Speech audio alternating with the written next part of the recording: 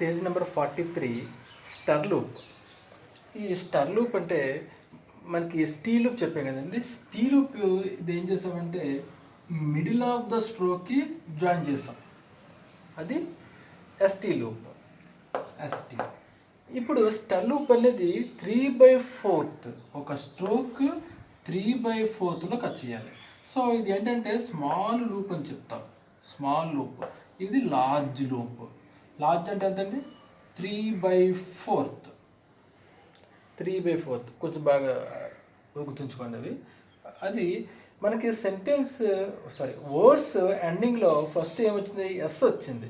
Yes అనేది ఫ్రీక్వెంట్గా వస్తుంది కాబట్టి ఏం చేస్తాం? ఫస్ట్ ఎస్ పెట్టాం. తర్వాత ఏమైంది? ఎస్ టీ కాంబినేషన్స్లో ఎక్కువ వచ్చింది, అప్పుడు ఏం చేసాం? స్టీలో పెట్టాం. ఇప్పుడు ఇంకా అబ్జర్వ్ చేస్తే ఎస్ టీఆర్ 3 స్ట్రోక్స్ 3 కాన్సనెంట్స్ ఫ్రీక్వెంట్గా వస్తున్నాయి. మనం ఏది ఫ్రీక్వెంట్గా వస్తే దాన్ని కాంట్రాక్ట్ చేయడం ఒకటే ప్రిన్సిపల్. షార్ట్ హ్యాండ్లో ఏది ఫ్రీక్వెంట్గా వస్తుంది? ఎస్ టీఆర్ వస్తుంది. సో ఎస్ టీఆర్ వస్తుంది కాబట్టి ఇది 3/4 పెట్టేస్తాం. అండ్ ఇది ఏమైందంటే ఎస్టీఆర్ స్టర్ లూప్ అయింది. మాస్టర్ 3/4 కట్ చేసేస్తాం. రిజిస్టర్ రీ కదా, రే సౌండ్ అండి యాక్చువల్గా. రిజిస్టర్. ఇన్వెస్ట్ అంటే ఆఫ్ చేస్తాం. ఇన్వెస్టర్ అంటే 3/4. రోడ్స్టర్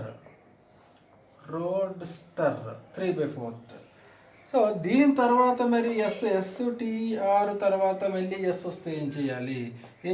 స్టీలోపుకి అయితే ఎల్గైతే రాసామో ఈ సర్కిల్ ఇలా వెనక్కి తీసుకెళ్ళి స్ట్రోక్ వెనక్కి అక్కడ సర్కిల్ యాడ్ చేస్తాం. మాస్టర్స్, పోస్టర్స్ అండ్ అలాగే ఇన్వెస్టర్ రాస్తాం. ఇన్వెస్టర్ అయితే పెద్దది రాసుకుంటాం, వెనక్కి తీసుకెళ్ళి ఎస్ సర్కిల్ అనేది యాడ్ చేసుకుంటాం. ఇన్వెస్టర్స్. ఇక్కడ ఎస్టీఆర్కి మధ్యన ఓవల్ వచ్చింది. అది ప్రొనౌన్సియేషన్లో లేదు. సో మనకి ఫొనెటిక్ లాంగ్వేజ్లో ఏదైతే ప్రొనౌన్సియేషన్ ఉందో దాన్ని మనం క్యాల్కులేట్ చేసుకుంటాం. ఇక్కడ ఎవరు వచ్చిన మాస్టర్ ఎస్టీఆర్ వచ్చేస్తుంది కాబట్టి సో అక్కడ ఎస్టీఆర్ కింద మనం ట్రీట్ చేసుకోవాలి. సో ఇది స్టర్ లూప్.